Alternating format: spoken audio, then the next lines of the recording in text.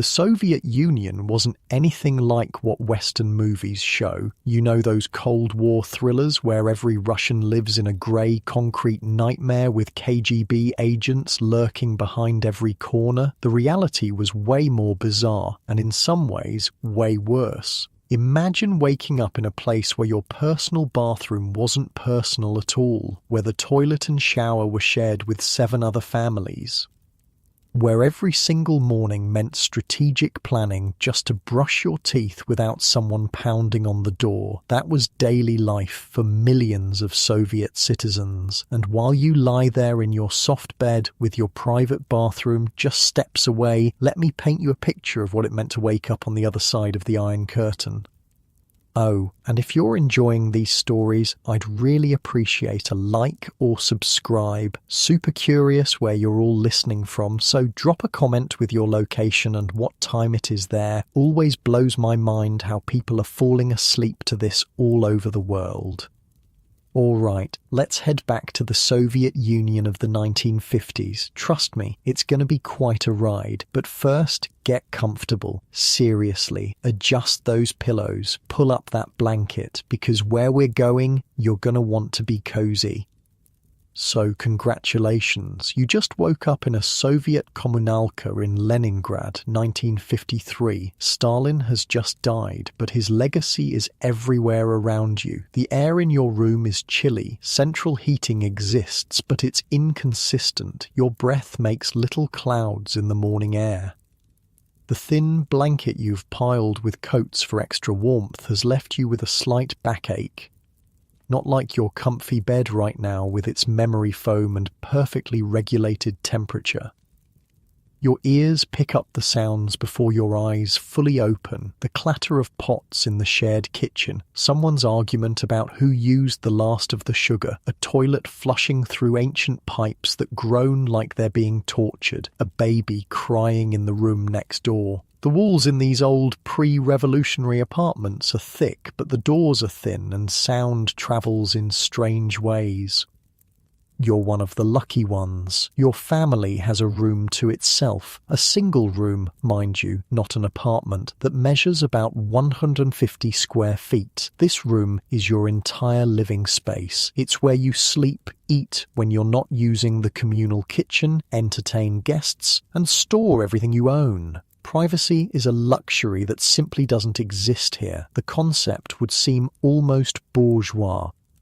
You swing your legs over the side of the narrow bed that doubles as a couch during the day. Your parents sleep on the fold-out bed on the opposite wall. The small table between will later be cleared for meals. Your clothing hangs on hooks along the wall. No closet, no dresser. Space is too precious to waste on such luxuries.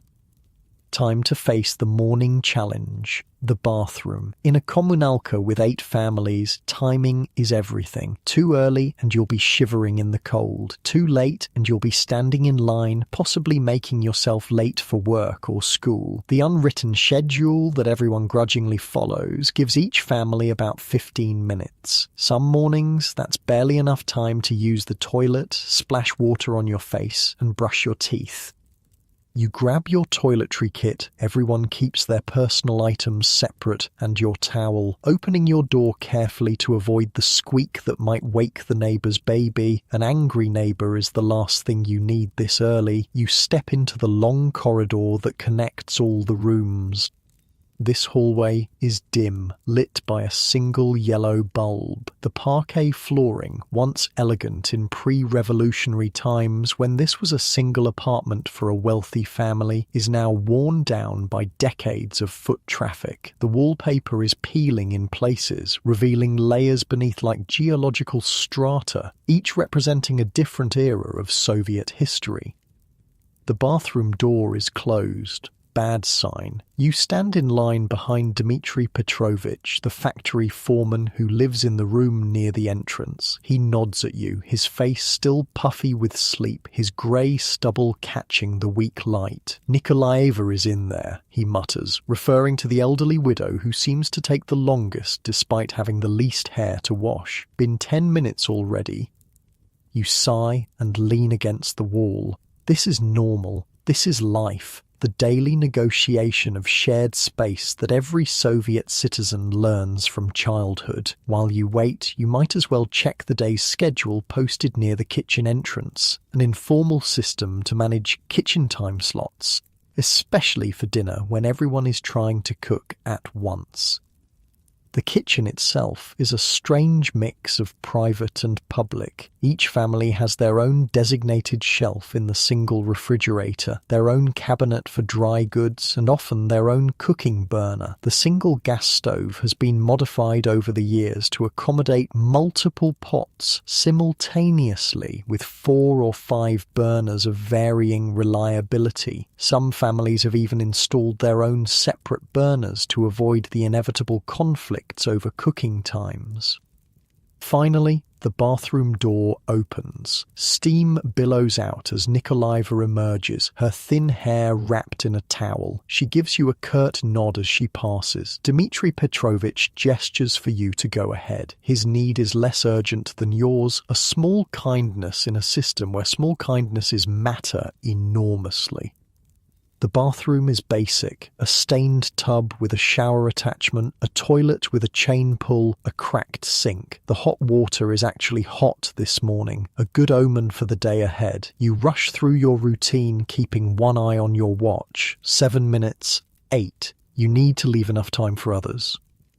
Back in your family's room, your mother is already up, heating water on the small electric burner that's technically not allowed, but that everyone has anyway. It's for tea, the lifeblood of any Russian morning. The samovar, a family heirloom that somehow survived the revolution, the civil war, the purges, and the Great Patriotic War, what Russians call World War II, sits ready to serve. Hurry, she says, not unkindly. Your father has already gone to the bread line. This is part of the daily choreography as well. Your father rises before dawn 3 times a week to stand in line at the bakery. Fresh bread is one of the reliable pleasures of Soviet life, and the state keeps it affordable, but you have to be willing to wait for it. On his assigned days, your father brings back enough for your family and for the Kuznetsovs down the hall, and on alternate days, Mr. Kuznetsov does the same. These unofficial arrangements, these systems of mutual aid, are how people survive. Your mother hands you a cup of strong black tea and a bowl of kasha, buckwheat porridge, sweetened with a precious spoonful of sugar. You eat quickly, standing up to save time, the routine so ingrained you barely notice it anymore. They're saying there might be oranges at the gastronome today, your mother says, referring to the state food shop 3 blocks away. I'll try to go during my lunch break. Oranges. The word itself feels exotic, a burst of colour in the monochrome winter. They appear rarely, these southern fruits, making their way to Leningrad from Soviet Georgia, or sometimes even from abroad. Their scarcity makes them special. If your mother is lucky enough to get some, one will be saved for a special occasion. Maybe even New Year's, still months away. You finish your tea, grab your coat from its hook, heavy wool, practical rather than fashionable, and prepare to face the day. Before leaving, you check yourself in the small mirror near the door. Your clothes are clean and presentable, if not exactly stylish. Style isn't a priority in the Soviet 1950s, especially not for ordinary workers. Functionality matters more than fashion. Outside the apartment, the stairwell is dark and smells faintly of cabbage and tobacco. The elevator, installed sometime in the 1930s, has been broken for as long as anyone can remember. You walk down 5 flights, your footsteps echoing in the stairwell. The street greets you with a blast of cold air. October in Leningrad means the beginning of the long descent into winter. The sky is the colour of wet cement, and a light drizzle falls, not quite rain, but enough to dampen your spirits along with your coat. People hurry along the sidewalks, collars turned up, heads down against the weather. The tram stop is crowded with workers heading to the morning shift. You join the huddle, stamping your feet against the cold. When the tram finally arrives, it's already full, but somehow everyone manages to squeeze aboard, bodies pressed together in a strange intimacy that nobody acknowledges. The tram rattles through the streets of Leningrad past the grand buildings of the imperial era, now divided into communalkas like yours, past newer apartment blocks built hastily after the war to address the desperate housing shortage. The city is a layer cake of history. Baroque palaces alongside constructivist workers' clubs, alongside classical Stalinist architecture. Through the fogged windows, you catch glimpses of the city waking up, lines already forming outside shops, women with string bags hoping for a delivery of something worth buying, street sweepers in orange vests clearing the previous day's debris, posters on walls proclaiming the success of the latest 5-year plan, showing happy workers exceeding their quotas, their faces alight with socialist fervour. The reality inside the tram is less enthusiastic. Faces are tired, resigned to another day of work in factories or offices where initiative is rarely rewarded, and meeting the plan is what matters, not actual productivity or innovation. Yet there's a certain security too. Everyone has a job, everyone has a place, however humble.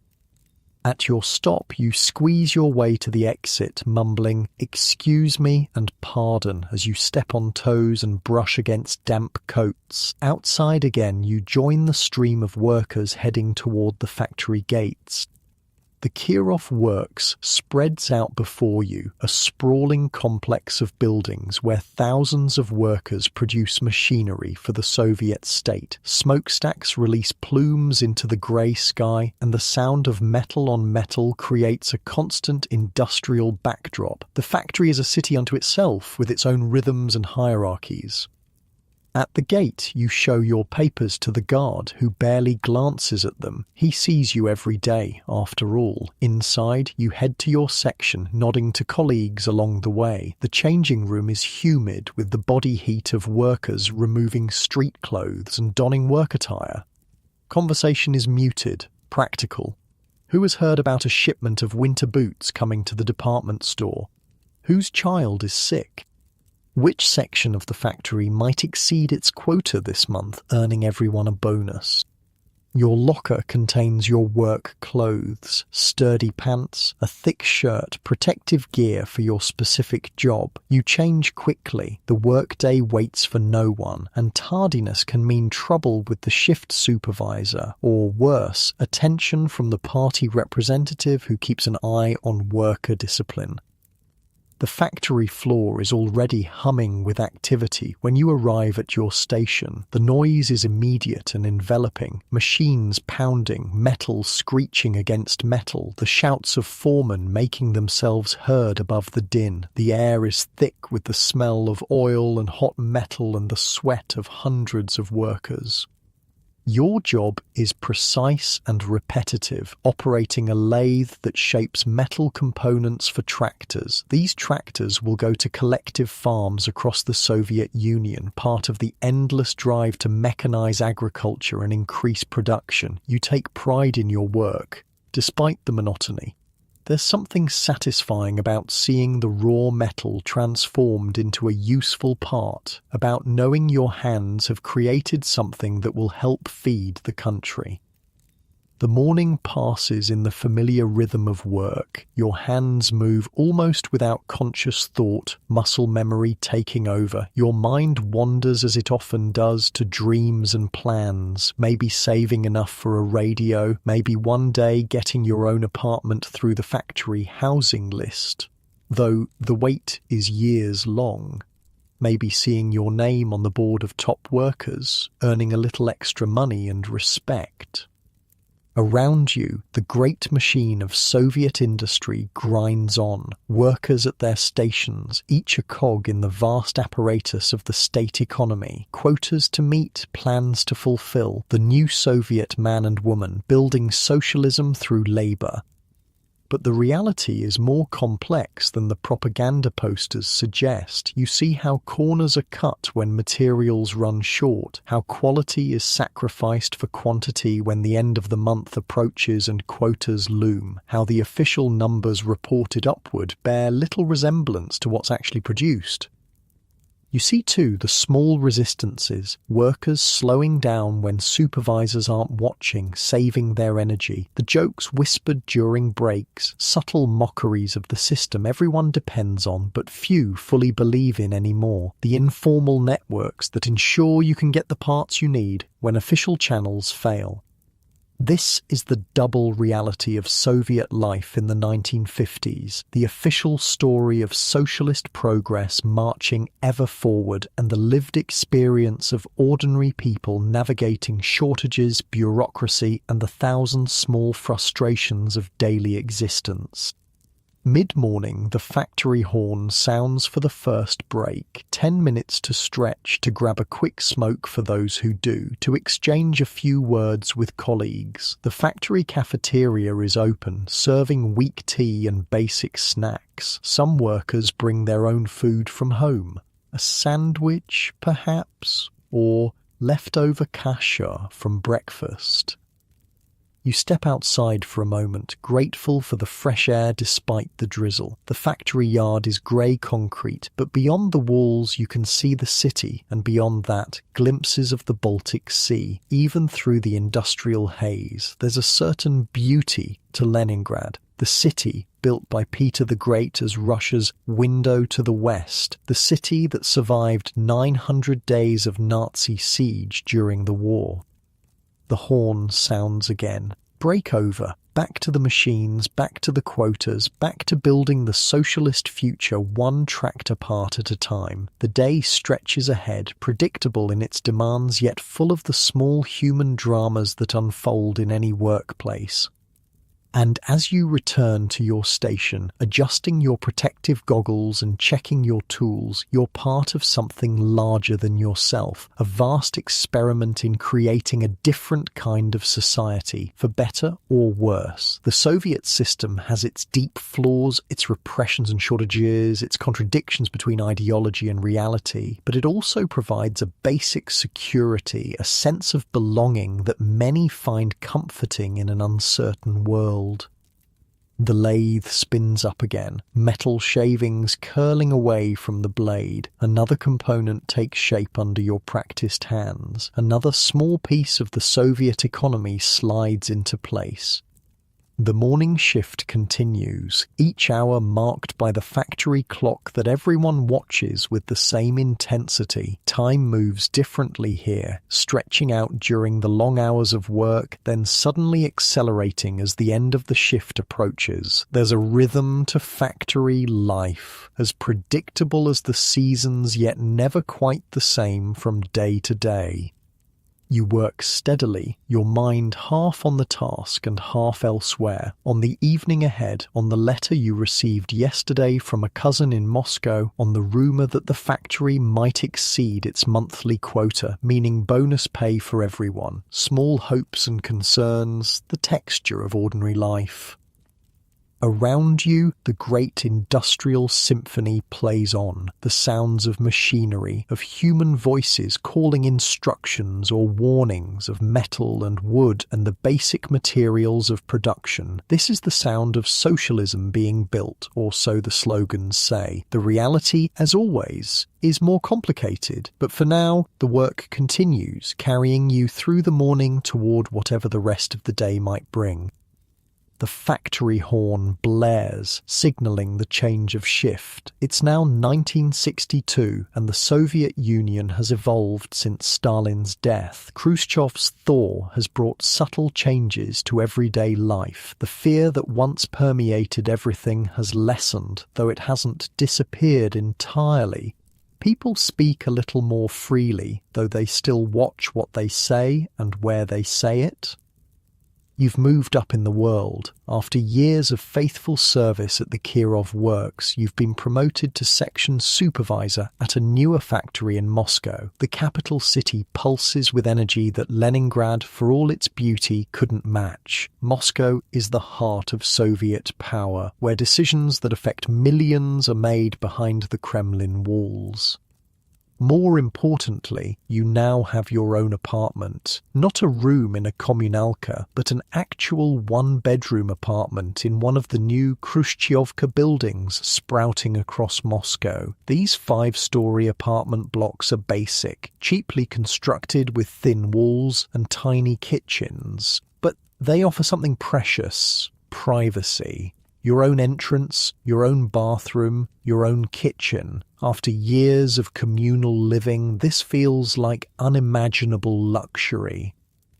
The buildings themselves are identical, row after row of rectangular blocks arranged in micro-districts. From the outside, they look like giant filing cabinets for humans. But inside each apartment, people create homes, applying their own touches to the standardized spaces. Your apartment has a small balcony where you've placed a few plants that struggle against Moscow's pollution.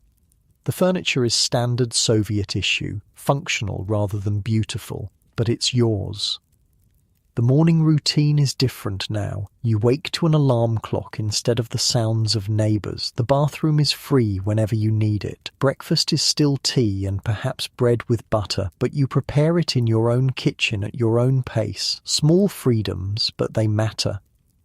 Your commute has changed too. The Moscow metro is a marvel of Soviet engineering and architecture. Unlike the utilitarian subway systems of many Western cities, Moscow's stations are underground palaces decorated with mosaics, sculptures, and chandeliers. Propaganda?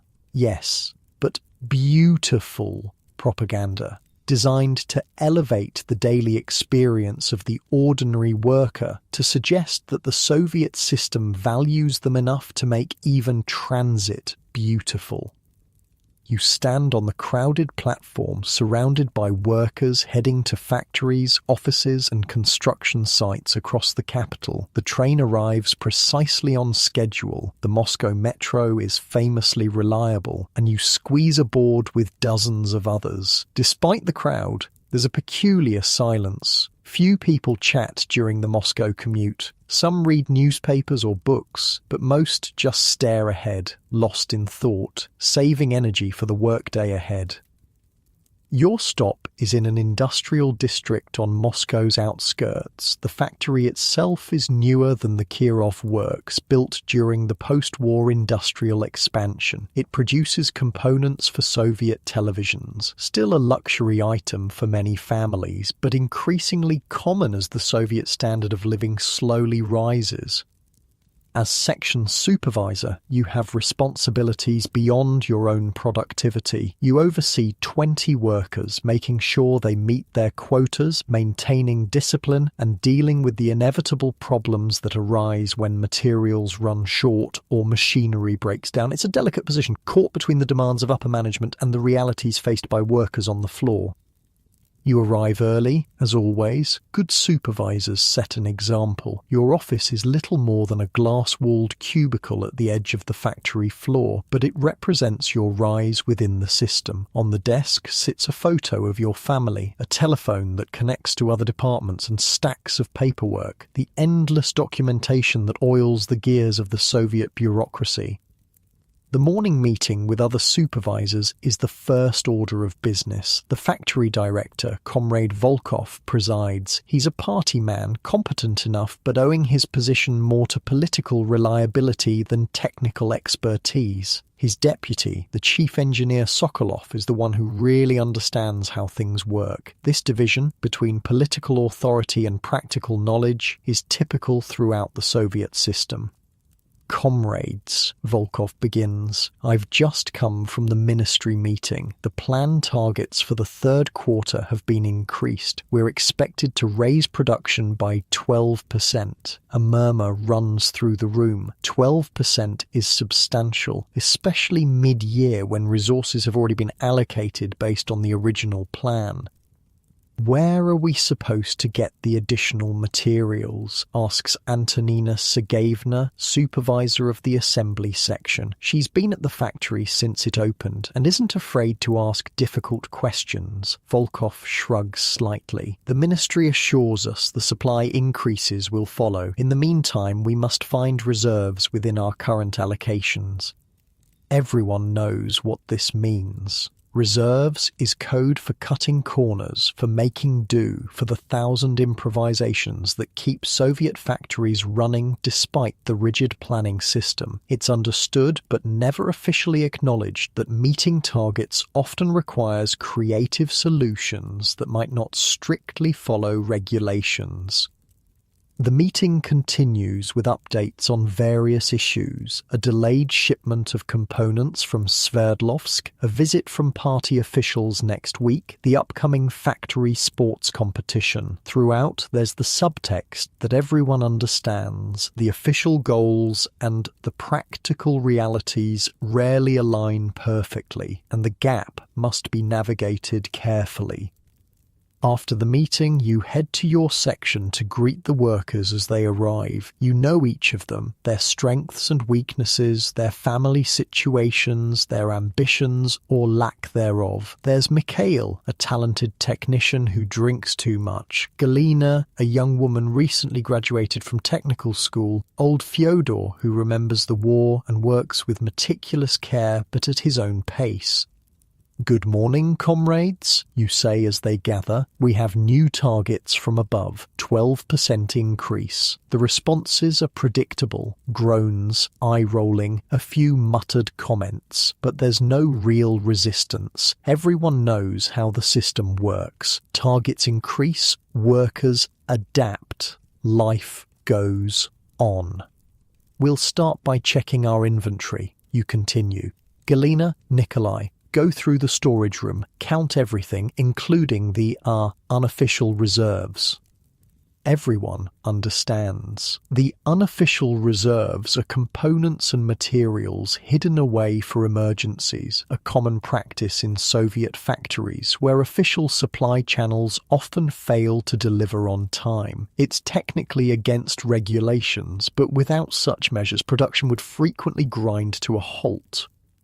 As the workers disperse to their stations, you feel the familiar tension of your position. You're responsible for meeting the planned targets, which means pushing your workers to produce more, faster, but you also know their capabilities and limitations. Push too hard, and quality suffers or machinery breaks down. Not hard enough, and you miss the targets with consequences for everyone's bonuses and possibly your position. The factory day falls into its rhythm. Machines hum, components move along the production line, workers perform their specialized tasks with varying degrees of enthusiasm and precision. Your job is to keep it all flowing, to solve problems before they become crises, to maintain the delicate balance between quantity and quality that the plan demands. Mid-morning, the first crisis hits. A machine on the assembly line stops working. The operator, Ivan, looks up with frustration. "Same problem as last month. The motor's overheating." You examine the machine. It should have been replaced years ago, but the new equipment promised by the ministry never arrived. "Get Petrov from maintenance," you tell a nearby worker. Then, to Ivan, "Can you work on the backup unit meanwhile?"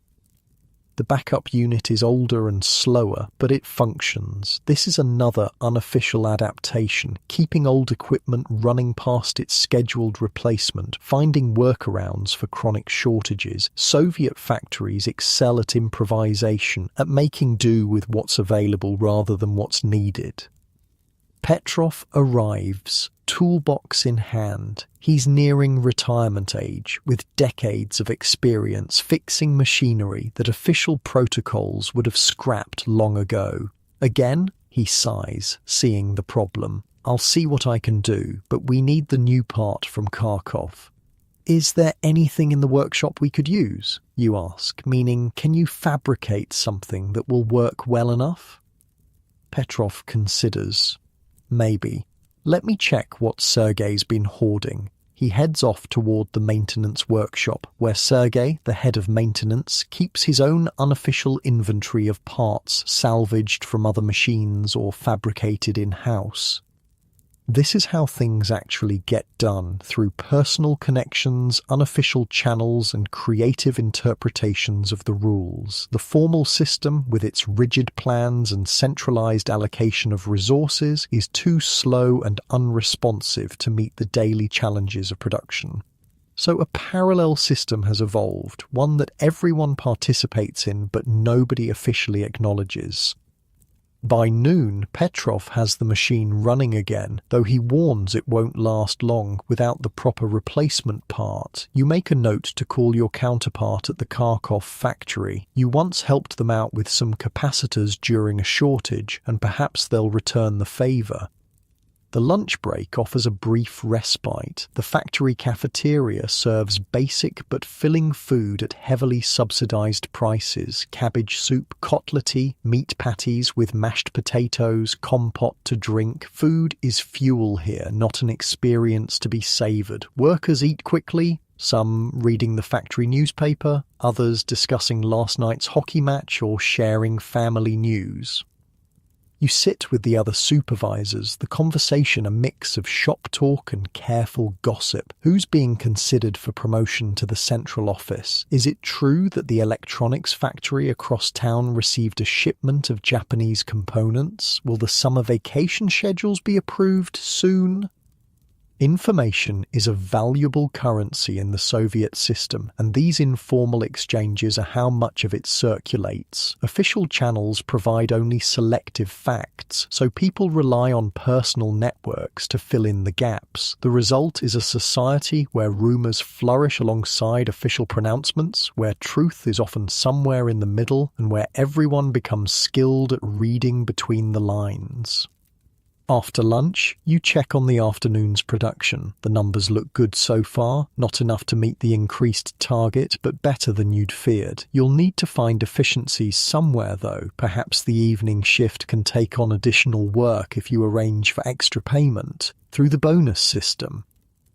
The bonus system is another key element of Soviet industrial life. Basic wages are relatively low and standardized, but bonuses for exceeding quotas can significantly increase a worker's pay. It's the state's way of providing incentives within a system that officially rejects capitalist competition. In practice, it creates its own distortions, encouraging quantity over quality, leading to end-of-month production surges and sometimes outright falsification of numbers.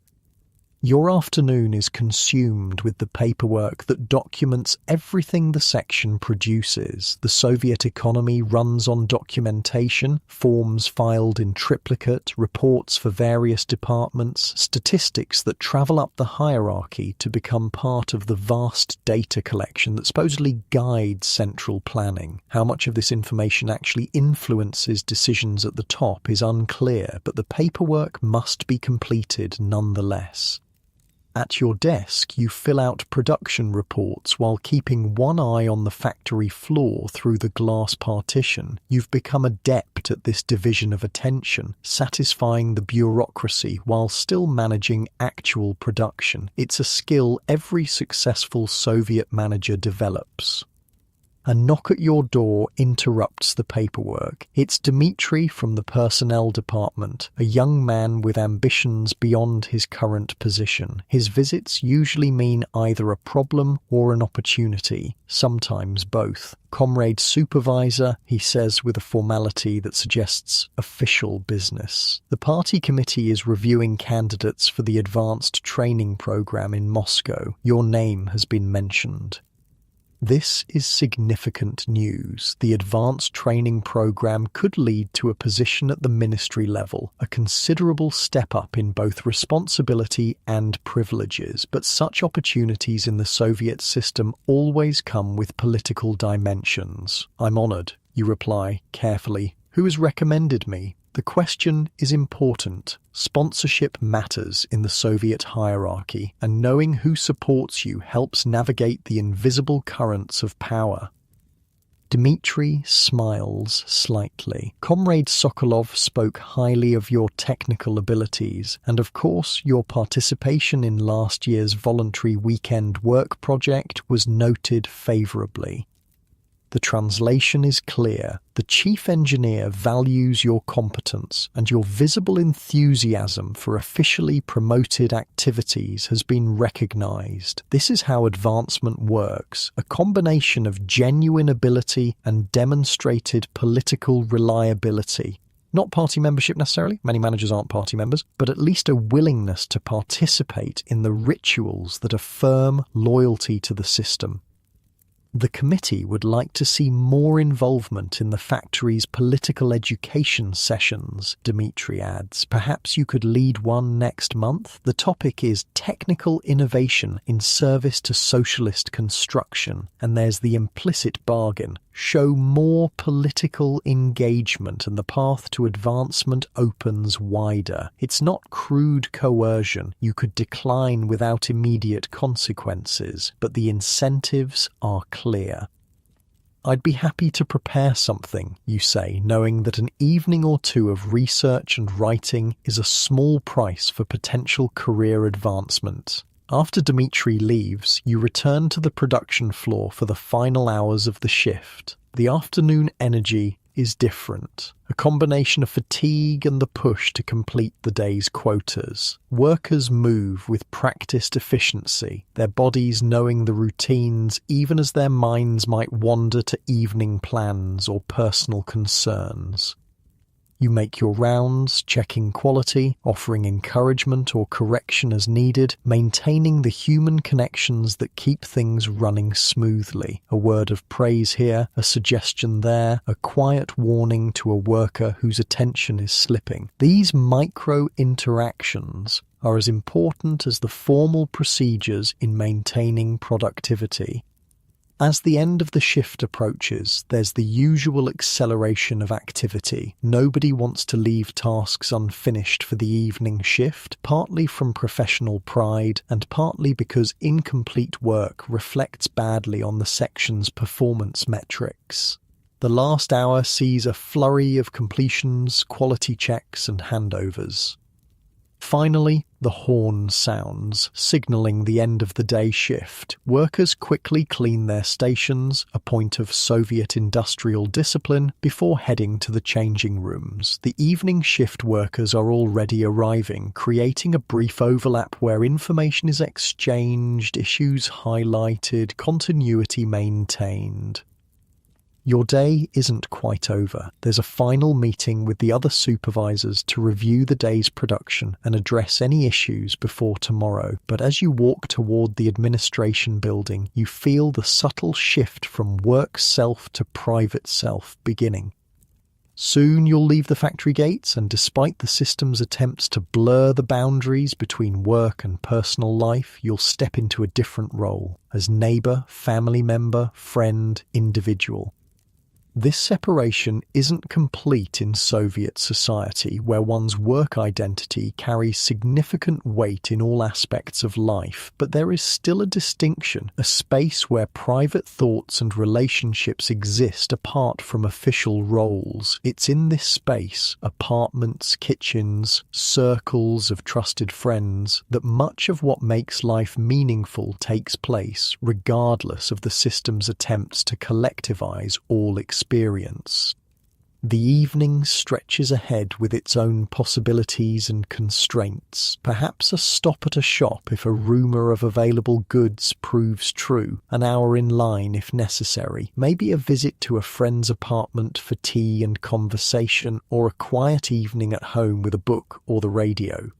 Small pleasures within the framework of a system that promises collective achievement but delivers mostly collective limitations.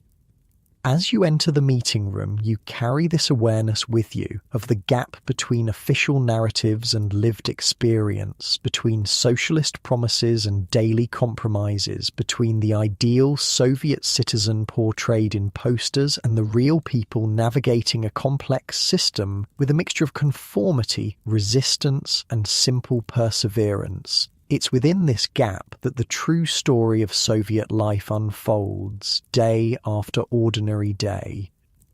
The morning sun filters through white curtains in a Moscow apartment. It's 1968 now, and the world is changing. In Paris, students are rioting. In America, protests against the Vietnam War are growing. And here in the Soviet Union, a new generation is coming of age. One that has no personal memory of Stalin's terror or the hardships of World War II. The alarm clock rings and 13-year-old Natasha reaches out to silence it. Unlike her parents' generation, Natasha has never known communal living. She's grown up in this small but private apartment with her own tiny bedroom that doubles as a study. The room contains a narrow bed, a desk, and bookshelves filled with carefully selected volumes, from approved Soviet children's stories to translations of Jules Verne and Jack London that introduce young Soviet citizens to foreign worlds in politically acceptable packages. On her desk sits a nearly completed homework assignment on Russian grammar. Education is serious business in the Soviet Union, and children learn this early. The state invests heavily in education, with a rigorous curriculum focused on mathematics, sciences, and Russian language. Foreign languages are taught too, often German or English, though the emphasis is on reading technical literature rather than conversation. Natasha's school uniform hangs ready on the back of her door, a brown dress with a black apron for regular days, white apron for special occasions. Around her neck she'll wear the red scarf that marks her as a pioneer. Almost all Soviet children between the ages of 9 and 14 are pioneers, members of the Vladimir Lenin All-Union Pioneer Organization. It's not technically mandatory, but non-participation would raise questions about a family's ideological commitment and potentially limit a child's future opportunities. The pioneer scarf is more than a piece of clothing. It's a symbol of belonging to the collective, of participation in the official youth culture that the Soviet state has carefully constructed. Natasha ties it with practiced ease, the routine as familiar as brushing her teeth or braiding her hair.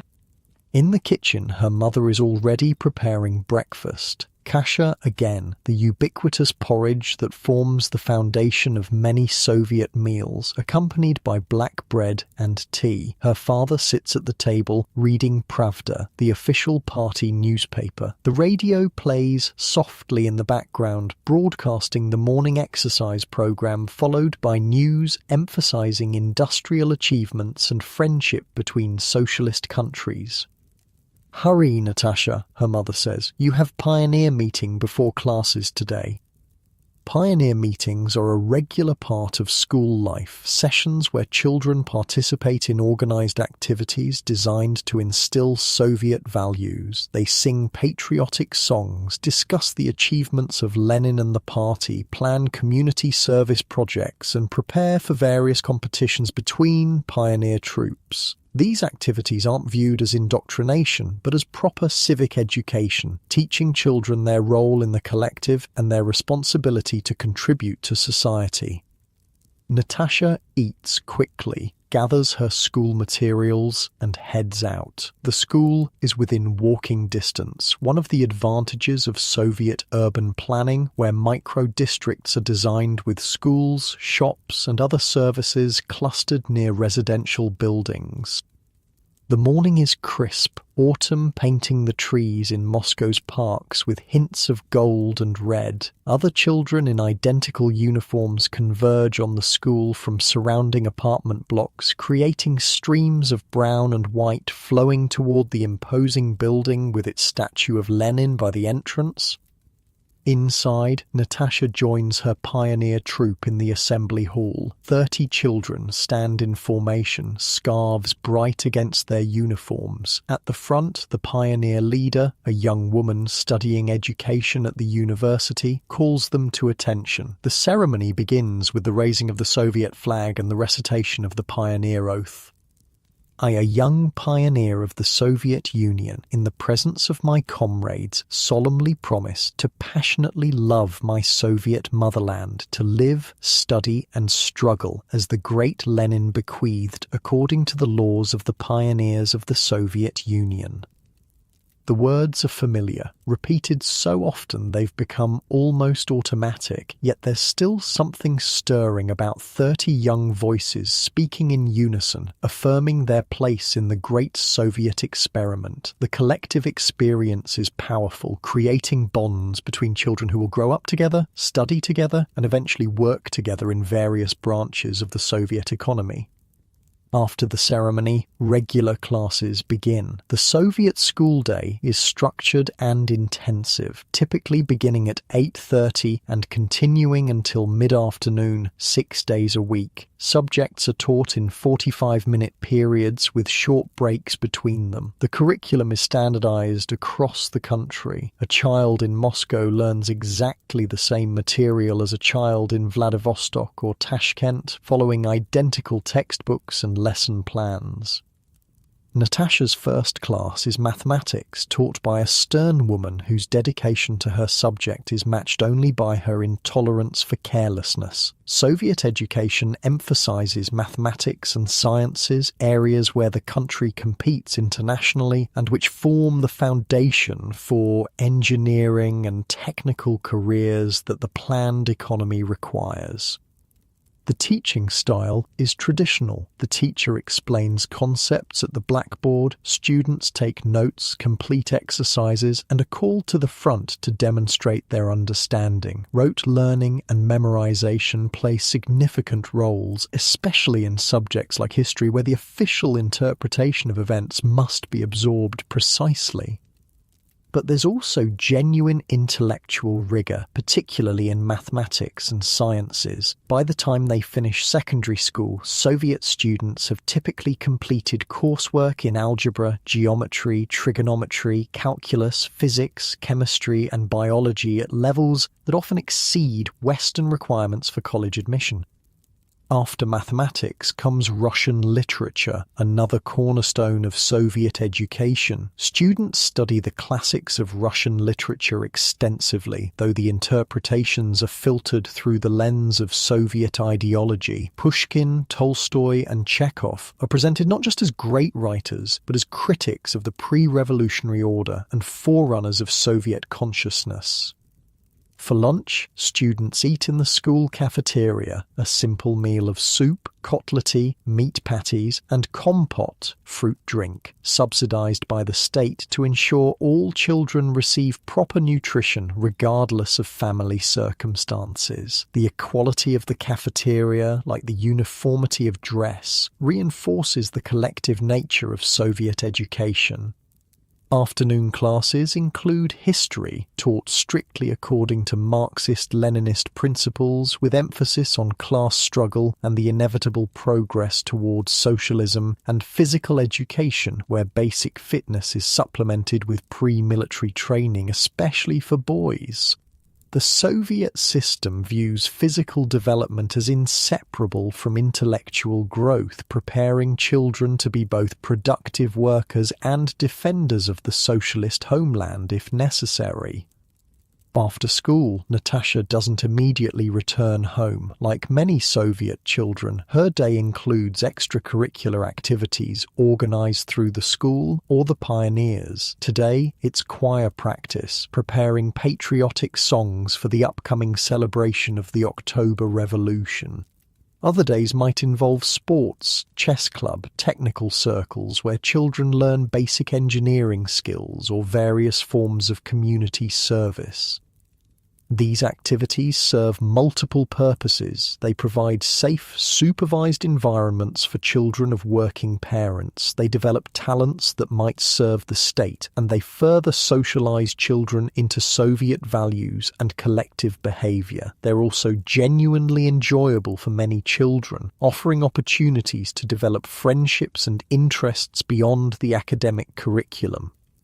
Evening falls early in Moscow autumn. By the time Natasha returns home, streetlights are already glowing in the gathering dusk. Her parents won't be home for another hour. Both work full-time, like almost all Soviet adults. The apartment is empty, but Natasha has her key on a string around her neck, another marker of Soviet childhood where independent responsibility comes early.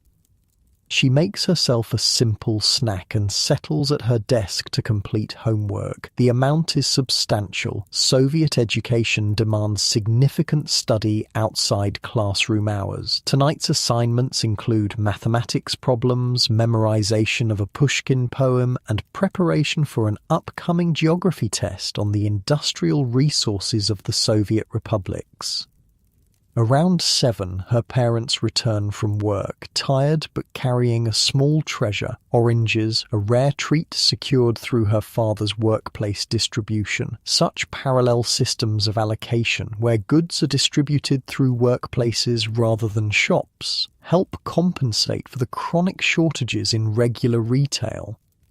Dinner is simple but filling. Cabbage soup, buckwheat with a small portion of meat, black bread and tea. The family eats together, discussing their days. Natasha's father asks about school. Her mother reminds her about the winter clothes that need mending. The radio plays softly in the background, now broadcasting classical music rather than news. After dinner comes the family's television time. The television set in the corner of the living room is relatively new, a source of pride and the center of evening entertainment. Programming is limited to a few state-controlled channels, broadcasting a mixture of news, educational programs, classical music performances, approved films, and occasional light entertainment.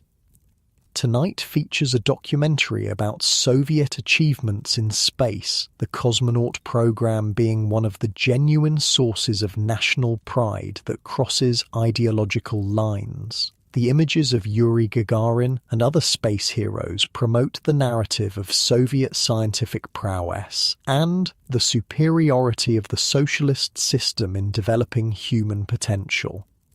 As bedtime approaches, Natasha prepares for the next day, laying out her uniform, checking her schedule, organizing her school materials. The routine is comforting in its predictability, a structure imposed partly by the state but internalized as the natural rhythm of life.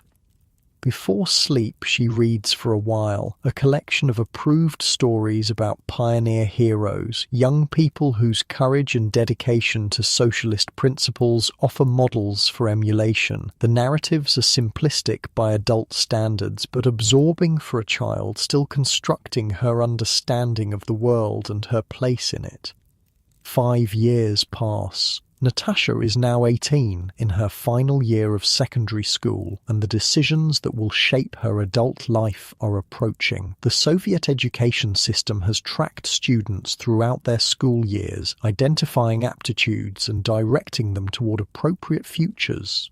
Natasha's strong performance in mathematics and sciences has marked her as a candidate for higher education, perhaps in engineering or medicine.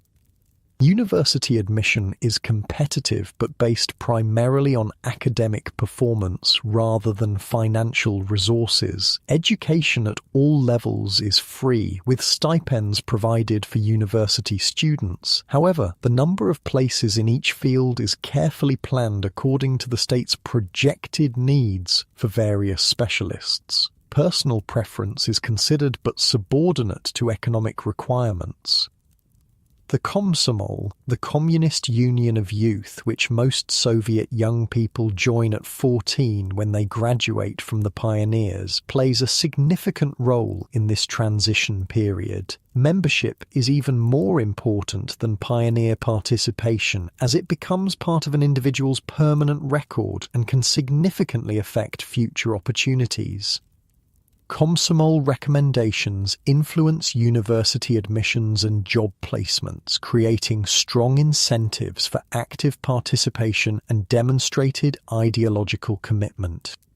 Natasha attends a Komsomol meeting at school where university options are being discussed. The room is more subdued than pioneer gatherings. These are young adults now, more aware of the system's constraints even as they participate in its rituals. The Komsomol leader, a university student fulfilling his own obligation for social activism, presents information about various institutions and the application process.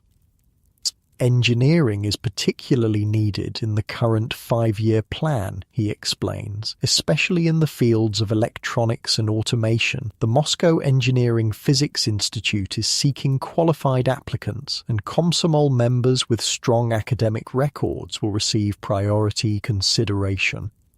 The message is clear. Individual talents should be aligned with state priorities, yet there's also genuine opportunity here. A working-class girl like Natasha can aspire to become an engineer or doctor or scientist, pathways that might be financially impossible in many Western countries. The system has limitations and demands conformity, but it also offers certain forms of mobility and security. After the meeting, Natasha walks home with her friend Olga. Their conversation reveals the complex reality of Soviet youth in the early 1970s, a mixture of official participation and private skepticism. "Are you really going to apply for engineering?" Olga asks. "I thought you wanted to study languages." Natasha shrugs. "Engineering graduates get better housing assignments, and my father says there will be more opportunities for advancement. My cousin Sergei knows someone who has Beatles records." Olga changes the subject, lowering her voice slightly. "Real ones, not copies. He invited us to listen on Saturday." This is the dual consciousness that many Soviet young people develop: outward conformity to official expectations alongside private explorations of alternatives, particularly Western cultural influences that find their way through the Iron Curtain despite official restrictions. The Beatles, blue jeans, American films shown at private gatherings, these become symbols of a different kind of life, glimpsed imperfectly through the filters of Soviet isolation.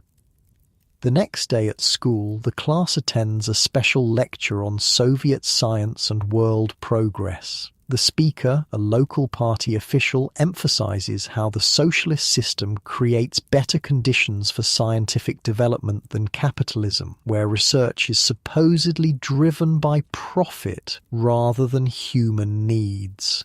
The students listen with expressions of appropriate interest, taking notes that might be checked for ideological correctness. Afterward, in the corridor, brief comments are exchanged. "My uncle works at the Research Institute," one boy whispers. "He says they're 5 years behind the Americans in computer technology." Such private assessments, shared only with trusted friends, create an alternative information ecosystem running parallel to official pronouncements. Most young people become adept at navigating between these worlds, knowing when to demonstrate enthusiasm for Soviet achievements and when it's safe to acknowledge their limitations. For most, this isn't experienced as painful hypocrisy, but as a practical adaptation to reality. They genuinely value certain aspects of Soviet life: the security, the community, the ideals of equality and collective welfare, while recognizing the system's failures to fully deliver on its promises. Few envision overthrowing the system. They simply create spaces within it where private truths can exist alongside public performances.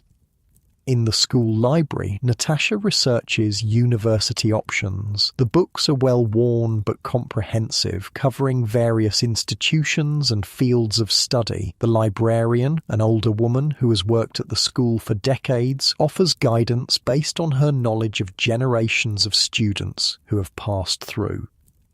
The Polytechnic has an excellent program in electrical engineering, she suggests. Several of our graduates have done well there, and the dormitories are newer than at some other institutions. Such practical considerations, the quality of housing, the reputation of professors, the availability of stipends, shape educational choices as much as academic interests. The Soviet system promises education based on merit, but navigating its realities requires knowledge of its unofficial hierarchies and networks. As the school year progresses, Natasha and her classmates prepare for final examinations and the transition to adult life. For some, this will mean university studies. For others, technical schools that provide more specialized training. For still others, immediate entry into the workforce.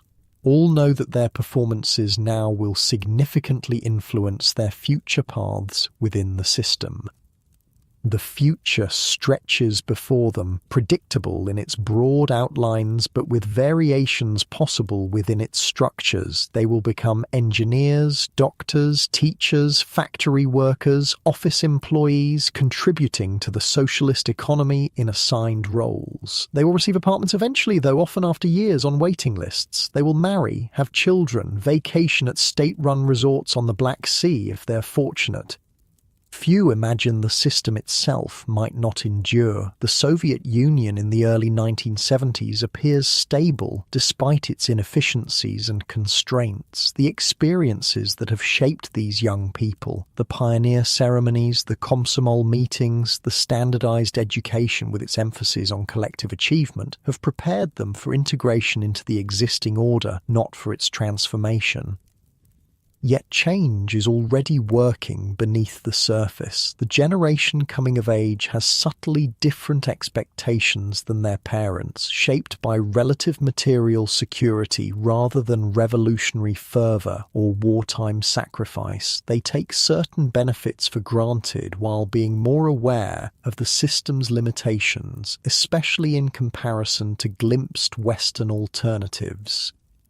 They don't yet know it, but they are living through what will later be called the era of stagnation, the Brezhnev years, when the Soviet system maintained stability at the cost of dynamism, when economic growth slowed while official rhetoric remained triumphant, when the gap between public statements and private realities gradually widened. For now, though, they focus on immediate horizons, examinations to prepare for, university applications to complete, Komsomol responsibilities to fulfill. The system has shaped them, but they are beginning to shape their own responses to it, finding spaces for individual meaning within collective frameworks. They are both products of Soviet education and something more complex, young people with dreams and doubts, conformity and curiosity, moving toward an adulthood whose contours are still forming in the changing light of history. The record player spins quietly in the corner of a Moscow apartment. It's 1975 now, and the needle drops on a vinyl disc marked with Melodia, the state record label. The music that emerges is officially approved Soviet estrada, popular music with orchestral accompaniment and clear vocals, singing of love, nature, and occasionally patriotic themes. Natasha, now 25, sits in an armchair, listening. After graduating from the Moscow Engineering Physics Institute, she works as an engineer at a research facility in the capital. The small apartment is her own, allocated through her workplace after a 2-year wait, a relatively short time by Soviet standards. The furnishings are the standard Soviet issue that everybody recognizes. The same wall unit, the same sofa, the same lamps available in state stores across the country. But there are personal touches too. Books fill the shelves, classics of Russian literature, technical volumes related to her field, and a few treasured foreign works in translation that circulate among friends. A handmade macrame wall hanging created during a phase when this craft became inexplicably popular throughout the Soviet Union adds texture to the otherwise plain wall. On the small balcony, potted plants bring a touch of nature into the urban setting. The record finishes and Natasha carefully puts it away before selecting another, this one not from Melodia but a bootleg recording of Western music copied onto old X-ray films in a process known as music on ribs. The sound quality is poor, but the Beatles' songs are recognizable. This small act of cultural rebellion isn't particularly dangerous in the mid-1970s. The harshest repression of the Stalin era is long past, but it still exists in a grey area, neither fully approved nor actively prosecuted. This is the complex reality of Soviet leisure in the Brezhnev era, a mixture of state-provided entertainment, personal creativity within approved channels, and quiet exploration of alternatives that push against official boundaries without directly challenging them.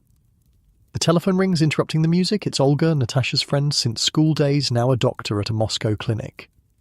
"Are you still coming to the film tonight?" she asks. "They're showing The White Sun of the Desert at the Cosmos." Soviet cinema offers one of the more sophisticated forms of entertainment available to ordinary citizens. While heavily censored and required to operate within ideological constraints, talented directors and actors still manage to create works of genuine artistic merit. Some, like The White Sun of the Desert, become beloved classics, watched repeatedly by audiences who know the dialogue by heart. The film, an Eastern, the Soviet equivalent of a Western, set in Central Asia during the Civil War, blends adventure, comedy, and patriotic themes in a package that's both entertaining and ideologically acceptable. Released in 1970, it's already become a cultural touchstone, with cosmonauts traditionally watching it before space launches for good luck. "Of course," Natasha replies. "Shall we meet at the metro at 6? We can try the new cafe afterward if the line isn't too long."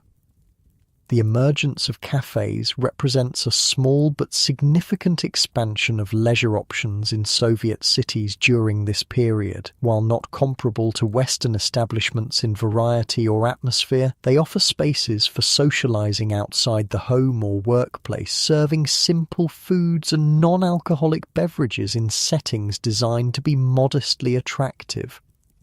The metro journey to the cinema passes through stations that remain one of the genuine marvels of Soviet public works. Palatial underground spaces decorated with mosaics, sculptures, and chandeliers kept meticulously clean. The contrast with the often shabby above-ground reality is striking but unremarked upon by riders who have grown accustomed to this daily juxtaposition. The Cosmos cinema, built in the distinctive Soviet modernist style of the 1960s, draws a substantial crowd despite this being a weekday evening. Soviet ticket prices are kept deliberately low. Culture is considered a public good that should be accessible to all, not a commercial product. Inside, before the film, newsreels play, a standard feature of Soviet cinema showings. These present carefully selected current events, emphasizing industrial achievements, fraternal relations with socialist countries, and the contrast between peaceful Soviet life and the supposed chaos and exploitation of the capitalist world. The audience watches with the polite attention given to official communications, neither fully believing nor openly questioning. The film itself draws more genuine engagement, laughter at the comedic moments, quiet appreciation of the beautiful desert landscapes, enjoyment of performances by actors who have become familiar presences in Soviet cultural life. The shared experience creates a temporary community among the audience, a collective participation in cultural life that remains one of the strengths of the Soviet system despite its many constraints. Afterward, Natasha and Olga walk to the cafe, continuing a conversation about the film that shifts easily between aesthetic appreciation and mild critique, the latter kept within safe boundaries by unspoken mutual agreement. Even in the relative relaxation of the Brezhnev era, certain topics remain sensitive, and Soviet citizens develop an intuitive sense of where the lines are drawn. The cafe is moderately crowded but not full. They find a table and order coffee and pastries. The quality is mediocre by international standards, but this isn't the point. The setting provides a space for conversation, for connection, for a small pleasure in the rhythm of work and domestic responsibilities. Their discussion moves from the film to mutual friends, workplace situations, and eventually to Olga's upcoming vacation on the Black Sea coast. This is another standard feature of Soviet life, the annual vacation at subsidized resorts, known as sanatoria, provided through workplaces or trade unions.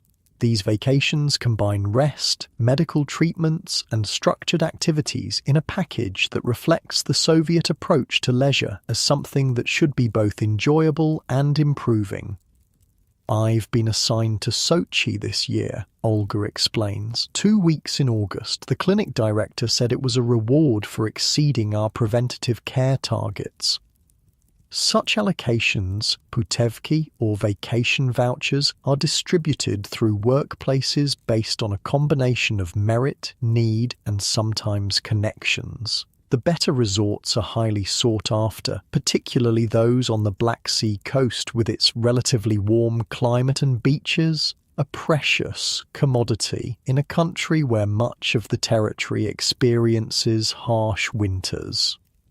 "You're fortunate," Natasha replies. "I'm still waiting to hear about my application. Last year I ended up at a sanatorium outside Moscow because all the southern spots were taken." This is the reality of Soviet consumer experience, a system of allocation rather than purchasing power, where access to goods and services depends on position, connections, and sometimes simple luck. Money matters less than in capitalist economies, but other forms of capital, social connections, workplace status, party membership become crucial currencies. As they leave the cafe, the evening sky is still light. Summer in Moscow brings long days that stretch toward midnight. They walk for a while through the city centre, past the grand buildings that house government ministries and cultural institutions, through squares designed for public gatherings and demonstrations. "My brother got tickets for the Vysotsky concert next month," Olga mentions, lowering her voice slightly despite the relative openness of the topic. "He stood in line for 6 hours." Vladimir Vysotsky occupies a unique position in Soviet cultural life of the 1970s, immensely popular for his raspy-voiced performances of songs that push against official constraints without crossing into outright dissidence. His concerts are always sold out, his records nearly impossible to find through official channels but widely circulated through unofficial recordings. This parallel culture, neither fully approved nor completely forbidden, creates spaces where Soviet citizens can experience alternatives to official narratives without directly challenging the system. The authorities tolerate these grey areas as safety valves, recognizing that complete suppression might create more dangerous pressures. The weekend brings different leisure patterns. Saturday is still a workday in the Soviet Union of 1975, though there's discussion of eventually moving to a 5-day week. Sunday, however, offers free time for activities beyond the regular routine.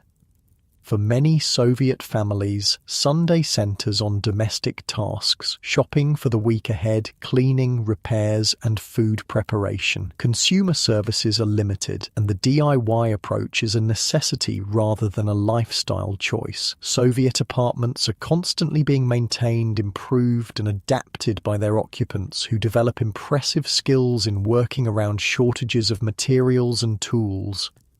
But Sunday also offers opportunities for recreation. In summer, many urban dwellers head to nearby forests or riversides for picnics, swimming, and mushroom gathering, activities that cost nothing and provide connection with nature. Public parks offer cultural programs, concerts, and simple amusements. Sports facilities, basic but functional, provide opportunities for physical activity considered essential to well-rounded socialist development. Winter recreation adapts to the harsh climate. Ice skating in city parks, cross-country skiing in surrounding forests, or simply walking through snow-covered landscapes bundled against the cold. Indoor activities increase: chess tournaments, amateur theatrical performances, lectures at workers' clubs or cultural centres. This Sunday, Natasha visits her parents in their apartment across the city. The family gathering is a cornerstone of Soviet leisure, maintaining connections that provide both emotional support and practical assistance in navigating the system's challenges. Conversations around the kitchen table often last for hours, ranging from personal matters to carefully expressed political observations, all within the private sphere where greater honesty is possible. Her mother has prepared a special meal, using ingredients secured through various channels, some from regular shops, others from the farmers' market where collective farm workers can sell surplus produce at higher prices, and a few treasured items from the workplace distribution that supplements the regular retail system. "Look what your father's colleague brought back from East Germany," her mother says, proudly displaying a package of coffee, a luxury item in the Soviet context where instant coffee is the norm, and even that is often in short supply. The meal unfolds at a leisurely pace, accompanied by conversation that moves between family news, workplace stories, and discussion of a television program that everyone watched the previous evening. Soviet television offers limited channels and programming, but certain shows become national events, watched by huge portions of the population and providing shared cultural references.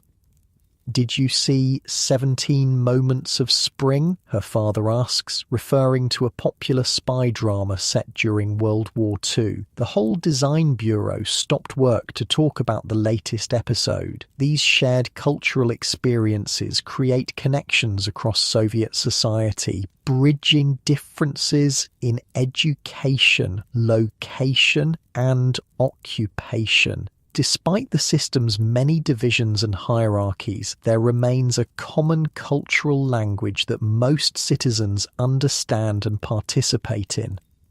After the meal, they listen to a radio program featuring classical music, another area where Soviet cultural provision excels. The state's emphasis on high culture means that classical music, ballet, and theatre receive substantial support, with performances accessible to ordinary citizens through subsidized tickets and regular broadcasts. Evening brings a return to Natasha's apartment and preparation for the work week ahead. The Soviet routine is predictable: 6 days of work followed by a single day of rest, with limited variation throughout the year except for official holidays. These holidays provide important punctuation in the Soviet calendar, combining ideological commemoration with genuine celebration. Revolution Day, November 7th, and May Day, May 1st, feature official parades followed by family gatherings. New Year's Eve, the major non-ideological celebration, includes decorated trees, secular versions of Christmas trees, special foods, and the exchange of gifts brought by Grandfather Frost rather than Santa Claus. Such celebrations blend state ceremony with personal warmth, official narratives with private meanings. Another example of how Soviet citizens create spaces for authentic connection within ideological frameworks. The working week begins again on Monday, with its familiar rhythms of metro journeys, workplace interactions, and evening returns to private spaces. For Natasha, like many Soviet professionals, work provides not just income but identity and social connections. Her research facility, like most Soviet workplaces, functions as more than just a site of production or research. It's also a social institution that organizes various aspects of employees' lives, from housing allocation to vacation vouchers, from political education to cultural activities. The workplace trade union arranges theatre outings, sporting events, and holiday celebrations. This integration of work and social life reflects the Soviet attempt to create all-encompassing collectives that provide for citizens' needs while maintaining ideological alignment. The result is a system where private life never fully separates from public roles, where workplace relationships carry significant weight in overall social networks. One evening after work, Natasha attends a lecture at the House of Scientists, one of many specialized cultural centers that cater to particular professional groups. The topic is cybernetics, a field that has had a complex relationship with Soviet ideology but is now cautiously embraced as necessary for economic development. The audience consists mainly of specialists in related fields, creating an environment where technical discussions can occur with relatively limited ideological framing. Such professional gatherings offer spaces for more open exchange of ideas, though still within boundaries that participants understand intuitively. Afterward, a small group continues the discussion at a colleague's apartment, one of the informal gatherings where Soviet intellectual life often flourishes most authentically. In private spaces, with trusted associates, conversations can explore implications and questions that might be problematic in public settings. These kitchen table discussions, whether among family members, friends, or colleagues, represent a vital layer of Soviet social experience. Behind closed doors, people speak more freely, share unsanctioned materials, and develop perspectives that may diverge from official positions without constituting active opposition. For most Soviet citizens, this dual consciousness doesn't feel like hypocrisy, but like a practical adaptation to reality, accepting the system's constraints while creating spaces for authentic connection and meaning within them. Few actively oppose the regime. Most simply navigate its contours, finding niches where personal fulfillment remains possible. The week continues with its mixture of work obligations and modest leisure opportunities. One evening brings a visit to the Tretyakov Gallery, where Russian and Soviet art is displayed in a setting that emphasizes cultural continuity and national achievement. Another evening is spent at home, with a book borrowed from a friend, a translation of a foreign novel that isn't officially banned, but isn't widely available either. Weekend plans develop, perhaps a visit to the countryside if the weather holds, or a gathering at a friend's apartment to listen to music and talk. These small pleasures, these moments of connection and aesthetic enjoyment provide texture and meaning within the larger structures of Soviet life. This is leisure in the Soviet Union of the mid-1970s, limited by material constraints and ideological boundaries, yet still offering spaces for enjoyment, creativity, and human connection. The system shapes available options, but doesn't fully determine how individuals experience them or what meanings they create together. As Natasha prepares for sleep, her mind reviews the week ahead, work responsibilities, an upcoming visit from an old university friend, plans to search for winter boots that are rumoured to be available at a particular store. The mixture of routine certainties and small uncertainties that constitutes daily life in a system that promises complete security, yet delivers unpredictable shortages and constraints. The room darkens as she turns off the lamp, Outside, Moscow continues its nighttime existence, quieter than during the day but never completely still. The vast apparatus of the Soviet state surrounds her, with its power to allocate resources, define acceptable expression, and shape life trajectories. Yet within this system, individuals continue to create connections, find meanings, and build lives that are never fully captured by official categories or narratives.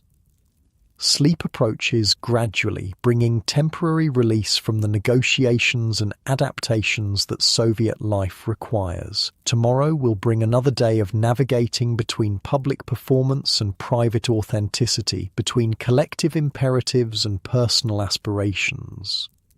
But for now, there is just the darkness, the quiet, and the drift toward dreams that remain beyond the state's ability to plan or direct. Evening shadows lengthen across Moscow as the sun sets behind the city's distinctive skyline. It's 1983 now, and subtle changes are rippling through Soviet society. The long tenure of Leonid Brezhnev ended with his death the previous year, and after the brief leadership of Yuri Andropov, the system seems to be drifting, uncertain of its future direction. In her Moscow apartment, Natasha, now 33, prepares dinner in her small kitchen. The apartment feels more settled now, accumulated possessions, giving it the lived-in quality that comes with years of habitation. Photographs on the walls document personal history. Family gatherings, vacations at Black Sea resorts, celebrations with friends. Books have multiplied on the shelves, representing years of careful collection through official bookstores, second-hand shops, and exchanges with friends. The kitchen, though compact by Western standards, is the heart of the home, as it is in most Soviet apartments. Here, over countless cups of tea, conversations unfold that would never occur in public spaces. The kitchen table has witnessed discussions of literature, quiet political observations, personal confessions, and the sharing of life's ordinary triumphs and disappointments. Tonight, Natasha is expecting guests, a small gathering of close friends who meet regularly in each other's homes. Such gatherings represent one of the most valued forms of Soviet leisure, especially as the initial energy of the Brezhnev years has faded into what many now call stagnation. A period of material stability but diminishing dynamism and growing cynicism about official pronouncements. She checks the contents of her refrigerator, a standard Soviet model that hums somewhat loudly in the corner. The food she's prepared is simple but represents significant effort in a system where shopping requires visiting multiple stores, standing in various lines, and often adapting plans based on what happens to be available rather than what was desired.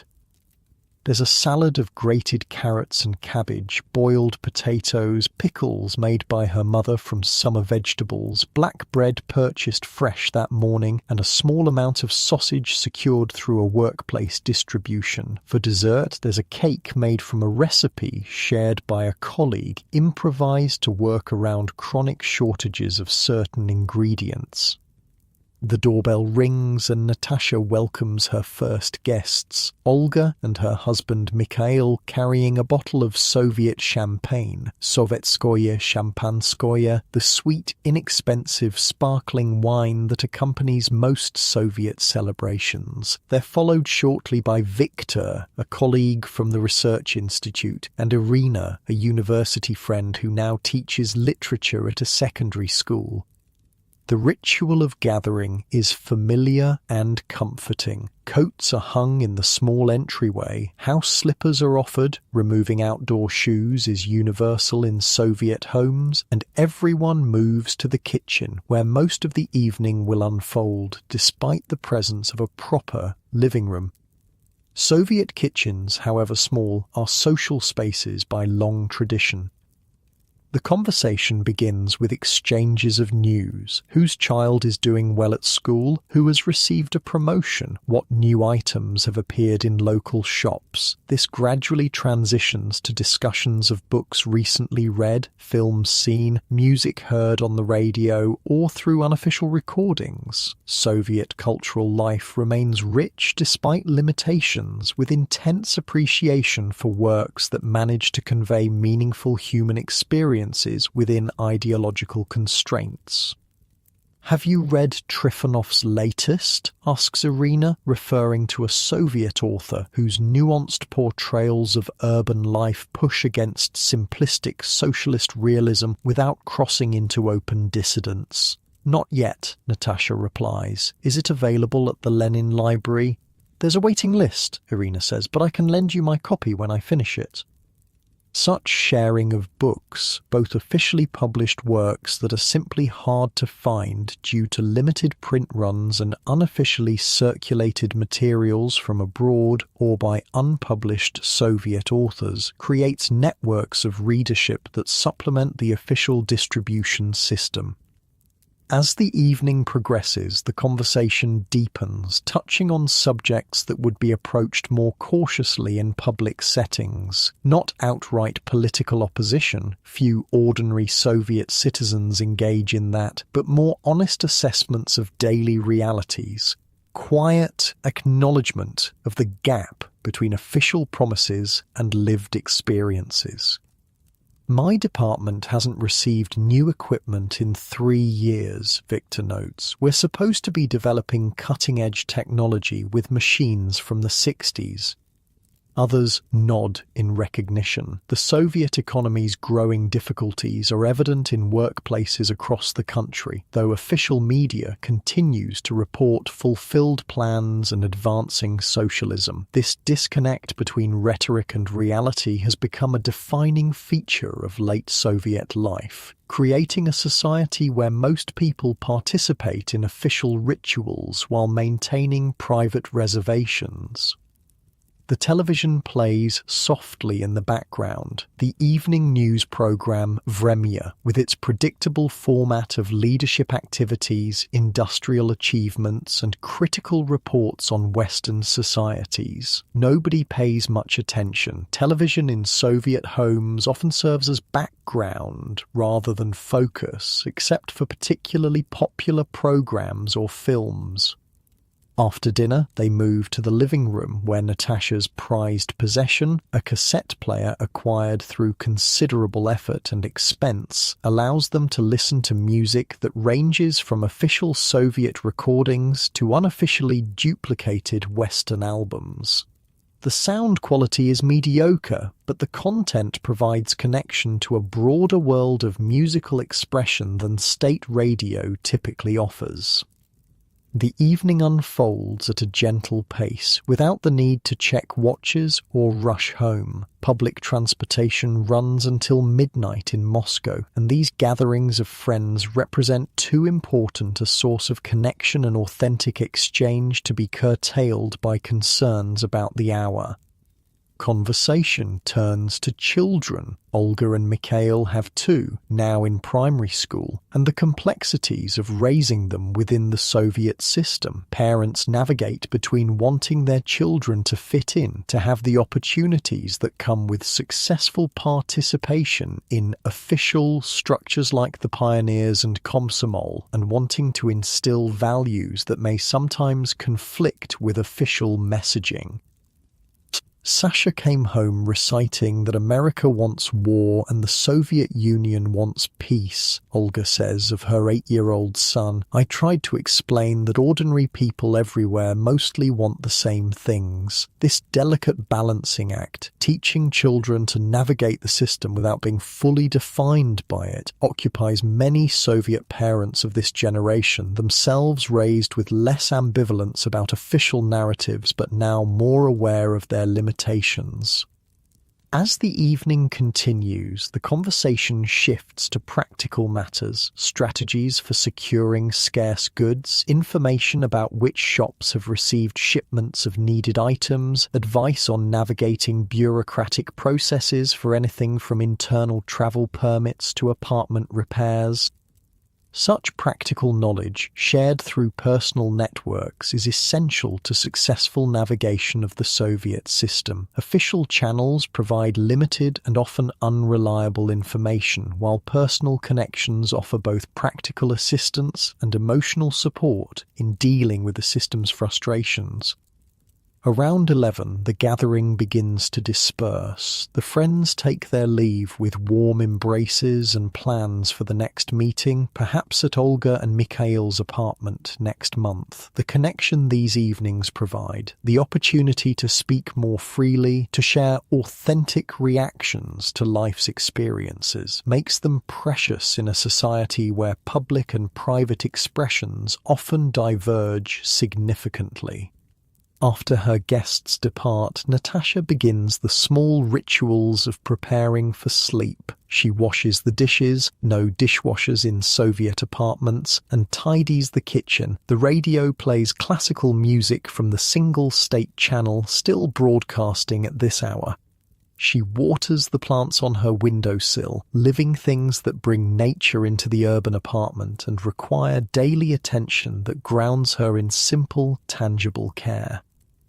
The bathroom routine is basic by Western standards of the 1980s. Soviet apartments have hot water and indoor plumbing, but products are limited. A standard soap, basic toothpaste, simple shampoo. The consumer variety that characterizes Western personal care is absent here, where functionality matters more than choice or luxury. In her bedroom, Natasha sets the alarm clock for the morning and turns back the covers of her bed. The bedding is sturdy and practical, like most Soviet consumer goods, designed for durability rather than style, expected to last for years rather than being regularly replaced. Before sleep, she reads for a while, a collection of poems by Anna Akhmatova, whose work, once suppressed, is now cautiously published in the somewhat more relaxed cultural climate of the post-Stalin decades. The poems speak of suffering, resilience, and the preservation of human dignity under difficult circumstances, themes that resonate across Soviet experience even when not explicitly political. Outside the window, Moscow settles into night. The huge city, capital of the world's largest country, never fully sleeps, but its rhythms slow. Factories operate around the clock, but shops are closed. Theatres and concert halls dark. Offices empty until morning. The metro runs less frequently, though it never completely stops. The vast apparatus of the state continues functioning, power plants generating electricity, security services monitoring, the basic infrastructure of urban life maintained. Natasha's thoughts drift as sleep approaches. Her life has unfolded within the structures of the Soviet system, education directed toward economic needs, housing allocated through official channels, leisure shaped by state provision and limitations. Yet within these structures, she has created a meaningful existence, professional accomplishment, deep friendships, appreciation of culture, small daily pleasures that accumulate into a life uniquely her own. Like most Soviet citizens, she has developed a dual consciousness, participating in official rituals and narratives while maintaining private understandings that sometimes complement and sometimes contradict them. This isn't experienced as painful hypocrisy, but as a practical adaptation to reality, a way of preserving authentic selfhood within systemic constraints. As sleep draws nearer, her thoughts become more fragmentary, moving between memories, current concerns, and vague plans for the days ahead. The rhythm of Soviet life is predictable in its broad outlines: work, household tasks, social gatherings, official holidays marking the calendar year. Within this predictability, small variations and personal meanings create texture and significance.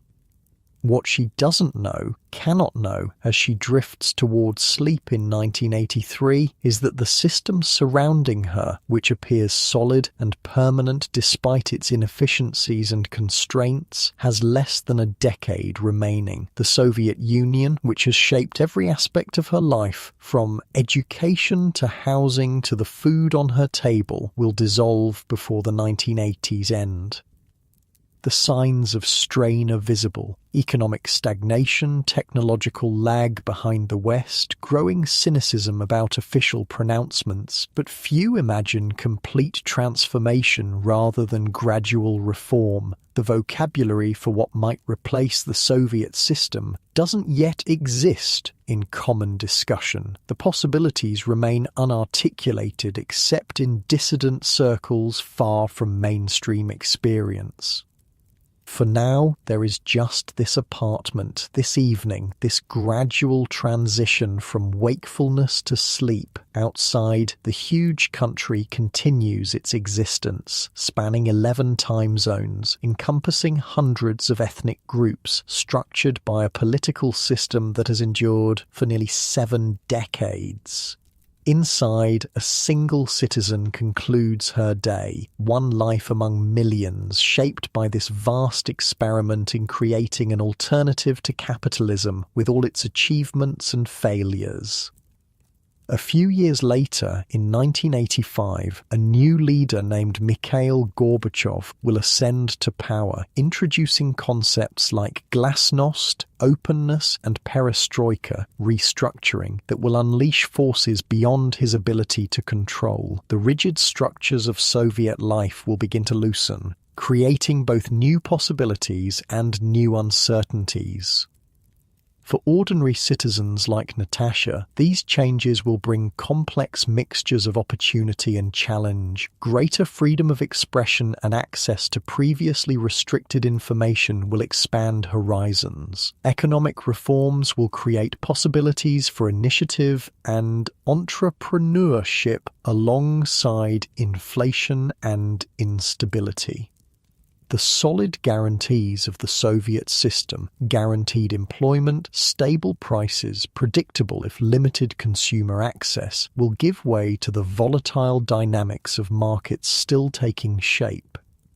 Some will adapt quickly to these new conditions, finding niches in the emerging system. Others will struggle with the dissolution of structures that, despite their limitations, provided security and predictability. Most will experience some combination of liberation and loss as the world they've known throughout their lives transforms around them. But all of that lies in an unimaginable future as Natasha drifts towards sleep on this Moscow night in 1983. Her thoughts slow, her breathing deepens, and the day's experiences gradually dissolve into the approaching landscape of dreams.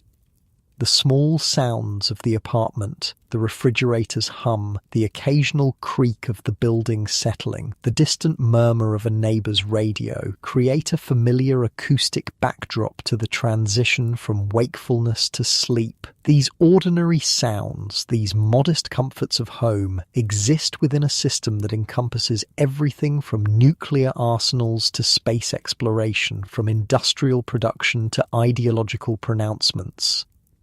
This is the paradox of individual existence within vast political structures, that personal experience remains intimate and specific even while shaped by forces operating at national and global scales. Natasha's sleep, like her waking life, unfolds within contexts.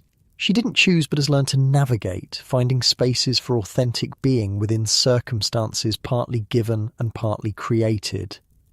Outside her window, stars are visible through breaks in the cloud cover, the same stars seen from Washington or London or Beijing, indifferent to the ideological divisions of Earth. Inside, a citizen of the Soviet Union completes her day like millions of others across the country, each with unique dreams and concerns, each with personal joys and sorrows that transcend political categories, even while influenced by them.